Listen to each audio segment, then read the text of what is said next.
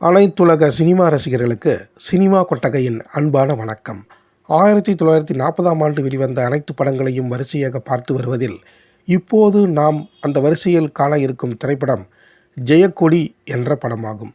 இந்த படத்தினை south Indian united artist corporation என்ற பட நிறுவனம் தயாரித்திருக்கின்றது. கதை எழுதி இயக்கியிருக்கிறார் பகவான் தாதா என்னும் இயக்குனர். வசனத்தினை பி.வி. சுவாமி மற்றும் எஸ்.ஆர். சாரங்கன் என்ற இருவர் எழுதியிருக்கிறார்கள். சி. ராமச்சந்திரா என்பவர் இசையமைத்திருக்கிறார். அகமதுல்லா என்பவர் ஒளிப்பதிவை செய்திருக்கிறார். எஸ். குமார் என்பவர் படத்தொகுப்பை செய்திருக்கிறார். சி. முருகேசன் என்பவர் அனைத்து பாடல்களையும் எழுதியிருக்கிறார். இனி இந்த திரைப்படத்தின் கதை சுருக்கம் என்ன என்பதை பார்ப்போம். பண்டைய காலங்களிலேயே வரதட்சணை கொடுமை ஆலமரமாய் சமுதாயத்தில் வளர்ந்திருக்கின்றது.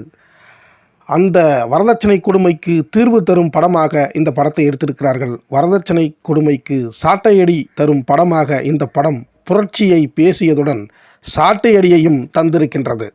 அந்த கிராமத்தில் ஏழை குடும்பத்தில் வாழும் ராஜம் என்ற பெண்ணிற்கு வரதட்சணை தர முடியாததால் திருமணம் தள்ளி கொண்டே போகிறது.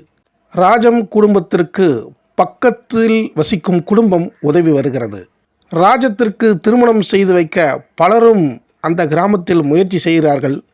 அவையெல்லாம் வரதட்சணை இன்மையால் நின்று போகிறது. ஒரு ஊமை பையனுக்கு ராஜத்தினை திருமணம் செய்து வைக்க பேசி முடிவெடுத்து விடுகிறார்கள். அவர்களும் வரதட்சணை கேட்கவே தன் மகளுக்கு எப்படியாவது திருமணம் செய்து வைத்து விட வேண்டும் என்று ராஜத்தின் தந்தை வட்டியோடு கடன் வாங்க வட்டி கடைக்காரனிடம் சென்று கேட்கிறார். அதற்கு வட்டி கடைக்காரன் அவரை அவமானப்படுத்துகிறான். இதனை எதிர்த்து பேசிய ராஜத்தின் தந்தையை வட்டி கடைக்காரன் கொன்று விடுவதுடன் ராஜம் வீட்டிற்கு தீ வைத்து கொளுத்தி விடுகிறான். தன் தந்தையையும் வீட்டையும் நெருப்பில் இழந்த ராஜம் அனாதையாக அந்த ஊரில் நிற்கிறாள். இப்போது அந்த ஊரில் யாரும் அவளுக்கு உதவுவதில்லை. கோபத்துடன் வெகுண்டு எழும் ராஜம் சமூக கிளர்ச்சியாளராகவும் புரட்சி பெண்ணாகவும் உருவெடுத்து வரதட்சணைக்கு எதிராக போராடுவதுடன் போராட்ட போர்க்களத்தை தொடங்கி வைக்கிறாள். முதலில் தன் தந்தையை கொன்ற வட்டி கடைக்காரனை கொன்று பழி தீர்க்கிறாள். பிறகு வரதட்சணை கேட்கும் மணமகன்களை கடத்தி சென்று சிறை வைக்கிறாள்.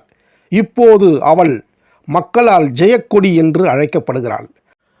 கடத்தி செல்லப்பட்ட மணமகன்கள் நாங்கள் இனி வரதட்சணை எந்த பெண்ணிடம் கேட்க மாட்டோம் என்ற பிறகு அவர்களை அழைத்து வந்து மீண்டும் திருமணத்தை நடத்தி வைக்கிறாள் ராஜம் என்னும் புரட்சி ராணி ஜெயக்கொடி.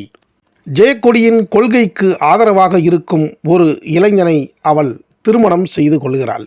பிறகு தனது கணவனுடன் சேர்ந்து சமுதாயத்தில் எங்கெல்லாம் வரதட்சணை கொடுமை இருக்கிறதோ அங்கெல்லாம் இருவரும் தோன்றி வரதட்சணை பிரச்சனைக்கு எதிராக போராடுவதுடன் இந்த திரைப்படம் முடிகிறது.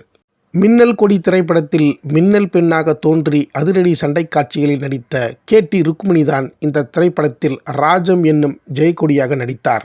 மின்னல் கொடி திரைப்படத்தின் விமர்சனமும் கே.டி. ருக்மிணி அவர்களின் சாகசங்களும் நமது சினிமா கொட்டகையில் இருக்கின்றன. பார்க்காதவர்கள் பார்த்து தெரிந்து கொள்ளலாம். தமிழ் சினிமாவில் முதலாக ஆக்ஷன் குயின் என்று பெயர் பெற்ற கே.டி. ருக்மிணி அவர்கள் இந்த திரைப்படத்திலும் அவரின் அதிரடி சாகச சண்டை காட்சிகள் மிகவும் அற்புதமாகவே படமாக்கப்பட்டிருக்கிறது. அவர் அதில் துணிந்தும் நடித்திருக்கிறார். மெலிதான மற்றும் தடகள உடல்வாகு கொண்ட அவர் துணிச்சலான சண்டை காட்சிகளில் நடித்திருக்கிறார். தொழில்துறையில் ஒரு புதிய தடத்தை பதித்து பிரகாசித்திருக்கிறார்.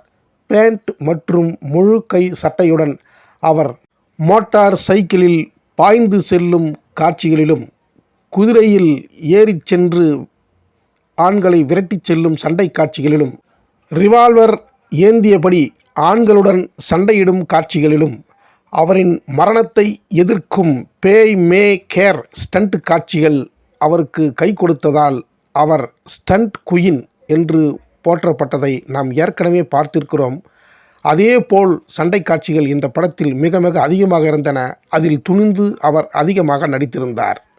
இந்த ஜெயக்கொடி திரைப்படம் 17,511 அடியில் எடுக்கப்பட்டிருக்கிறது. இந்த திரைப்படம் 17/3/1940 அன்று வெளியாகி சூப்பர் ஹிட்டாக ஓடியிருக்கின்றது. அன்றே இந்த திரைப்படம் சமுதாய மாற்றத்திற்கு பொருத்தமான கதையாக வந்ததால் இந்த படத்தினை ரசிகர்கள் மிகவும் விரும்பி பார்த்ததாக தகவல்கள் இருக்கின்றது. அந்த காலத்தில் இதனை பல ரசிகர்கள் வரவேற்றிருக்கிறார்கள். பல பெண்கள் வரதட்சணை இல்லாத கணவன்களை மணந்திருக்கிறார்கள். அதற்கு இந்த ஜெயக்கொடி திரைப்படம் பெரிதும் உதவியிருக்கின்றது. இப்படியாக 1940ஆம் ஆண்டுகளிலேயே சமூகத்திற்கு புரட்சி கருத்தை சொன்ன ஜெயக்கொடி திரைப்படம் காணாமல் போன, அதாவது தொலைந்து போன படங்களில் ஒன்றாகவே இருக்கின்றது. இதனை பற்றி வேறு எந்த தகவல்களும் நமக்கு கிடைக்கவில்லை.